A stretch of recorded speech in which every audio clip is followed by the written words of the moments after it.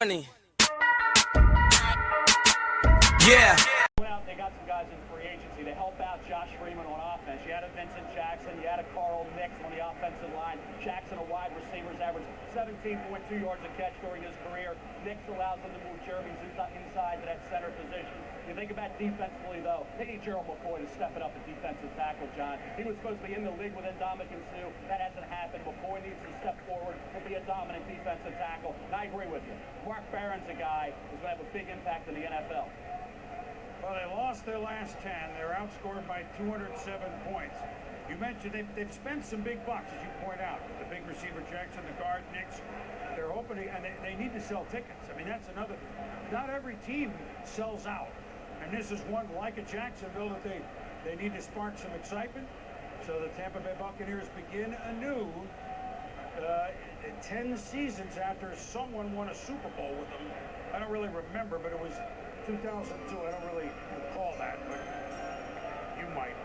Here's what they're doing in 2012. With the 7th pick in the 2012 NFL Draft, the Tampa Bay Buccaneers select Mark Barron, defensive back, Alabama.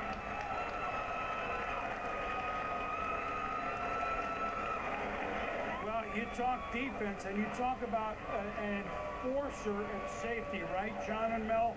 A different sort of safety, one of those that, yeah, you can pass defend, but you better be careful when you run the ball between the tackles against you. Yeah, this isn't Mark Barron. This is the Red Baron. This kid flies around and hits anything that wiggles. I love the way he comes down in the alley and can really break down and make difficult tackles. He can punish you. He can play linebacker in the box in their sub package. I've seen him lead the SEC in interceptions as a sophomore in 2009.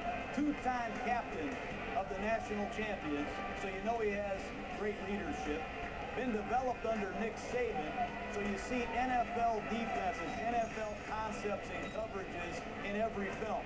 But he has tremendous range, tremendous leadership, and he's got that size I like. He's one of those old-fashioned Denver Broncos safeties, Dennis Smith and Steve Atwater, that can do it all, and he's also a bonus on special teams. But Tampa Bay needed him, Mel. 28 runs the Buccaneers gave up from 20 yards or more last year. He'll eliminate a lot of those. And the misnomer about Mark Barron is he's an in-the-box guy. He's a little questionable in coverage. His strength is in coverage. He can match up. He can man up. Running back, tight end, slot guy. He did it in Nick Saban's team. 12 career interceptions, former running back in high school. I'll tell you, he can flip his hips. Smooth, athletic kid. Don't think for a minute he'll be a liability in coverage. That'll be his strength. He'll also be a guy who'll tackle well. The nickel linebacker, they use him as well in that scheme. This kid is prepared to upgrade the Tampa Bay Buccaneers secondary. And so, the top 7 picks, 2 have come from the national champion Crimson Tide of Alabama. And now the Miami Dolphins.